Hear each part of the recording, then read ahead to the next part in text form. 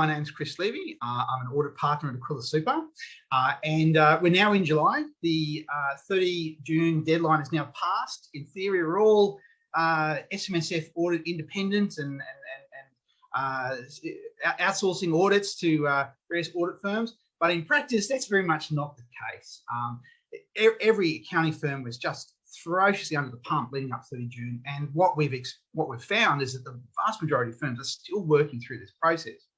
So what I want to be talking about today is just some tips, basically that we've encountered before 30 June and with some firms transitioning and after, just some sort of practical sort of things to help you out.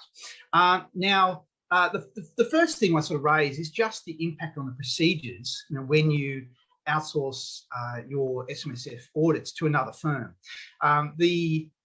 I guess in theory, a lot of audit partners thought, oh, that's easy. We just pick up the file and we just hand it across to them. And that's very much not been the case.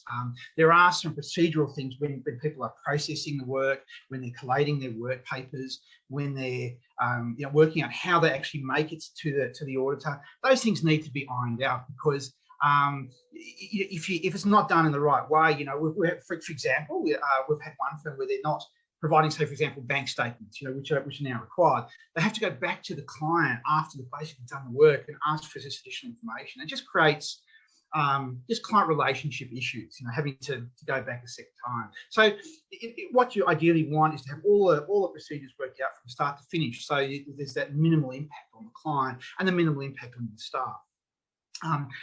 Another big tip I'd point out, which again can tend to slow down an audit, are these foundational documents, the documents that we tend to, what we call our permanent file, which is trust deeds and deeds of amendments and ATO trustee declarations, really critical for an audit. And it's a set, basically the ATO expectation on an auditor is to have them. And what we've found is that where audits have previously been done in-house, there's an assumption that it's sitting somewhere in a box or in a folder somewhere, and it might be hard to find. When you have a new auditor involved, they need to see it. So it becomes critical. And you don't want to be in a situation where you've basically got the work wrapped up, ready to go, audit's been completed, but the auditor is basically saying, look, I need this document before I can sign off on the audit. It just slows everything down. So again, bear in mind that before you hand this work across, you want to have your permanent file sorted.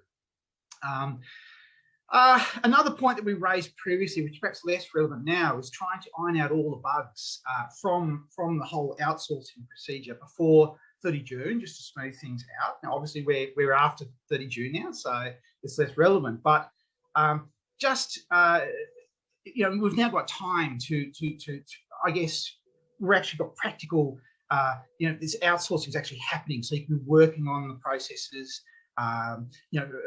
Identifying areas of concern, basically honing the whole process. And again, there's lots of time now, but next year, when the next deadline pops up, that's where you want to have your procedure running smoothly. You want the whole thing. You don't want to have delays then because they weren't fixed up now. So it's iron out any sort of bugs that there might be in the whole process. And I guess the final point, which is perhaps perhaps you want to sort out at the start, like now, is where you are outsourcing audits to actually liaise with clients, to tell clients this is happening. Most clients tend to just see the audit function as sort of an overhead, just another box ticking exercise, but it can have an impact if the new auditor has high expectations. There may be delays in actually getting work out.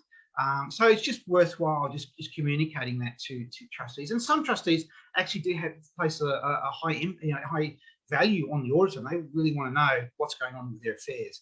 So factor that in as well. Look, those are a sample of tips to help smooth the process and make this rather annoying outsourcing procedure relatively less painful. But hopefully everyone is progressing well with it. Good luck. Thanks.